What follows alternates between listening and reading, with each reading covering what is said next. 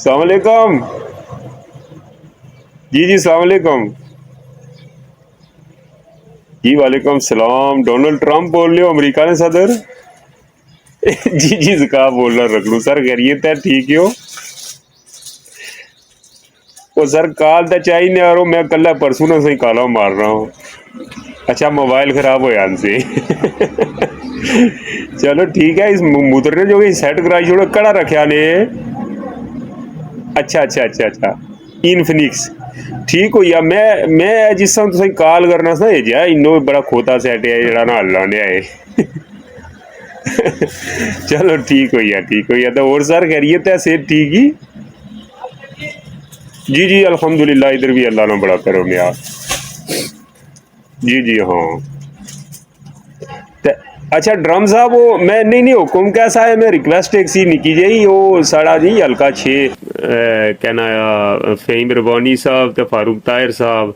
تے دوسرے نمبر پر وہ ملک پرویز صاحب جی جی ہاں تو انہوں کوئی سر دیتی ہے موٹر وے بساڑی تو دسا گجن رحیم آباد جی جی ہاں یہ سارے علاقے ٹچ کری انہوں نال گجن گلا کنٹ یہ سارے ٹچ کیتے ہیں جی جی ہاں تو یہ موڑی ماڑی نہ تو فلائی اوور موٹر وے دیتی نے جڑا نا یہ ڈائریکٹ اس نے کنٹیکٹ کیتا نے بلوچ تو بلوچ سیدھا پنڈی جی جی اگاں اگاں فلائی اوور ہے کی نے ساری جی جی تو ایک اتنے دیتا نے چار بیاڑ وزٹنگ پوائنٹ بہت زبردست قسم نہ دیتا نے اچھا نال جناب اتھا نے نال بلا بسا یونیورسٹی دیتی نے جی جی ہاں یہ چار پانچ میں اس گلوں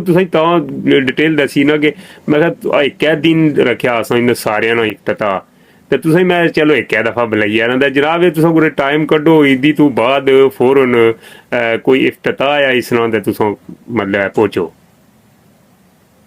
جی جی جی ہاں نہیں عیدی بکرا عیدی تو بعد جی بکرا عیدی تو پہلے بہت سارے آئی رہے نا اس گلوں میں آخر اوپر رکھا اس واسطے کہ اس بہت سارے منصوبے سے جڑے پایا تکمیل تک پہنچے نا نہیں نہیں دسال ہی لفٹ ختم کریے نا وہ تساں گل وہ ہے پرانیاں کرنے ہو جناب تساں بہت پہلے آئے سے تو لفٹ بیٹھے ہوئے ہو سو وہ ختم کریے ہاں اس سے طرز اوپر فلائی اوور بنایا نے نا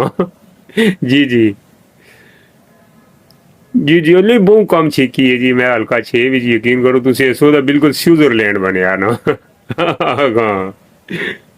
نہیں نہیں گڈیاں نہیں الاؤ سر گڈیاں نہیں الاؤ جی جی جی آگاں گڈیاں نہیں الاؤ نہیں گڈیاں ٹھیک نے الاؤ کی کیاں الا یہ ڈرائیور احتیاط ہے نہیں کرنے روڈ دعا پھر پٹی نہیں ہونی پھر لوگ دوائی بنے جی دیکھو کام نہیں کروانے ہے اس گلو گڈیاں نے الائی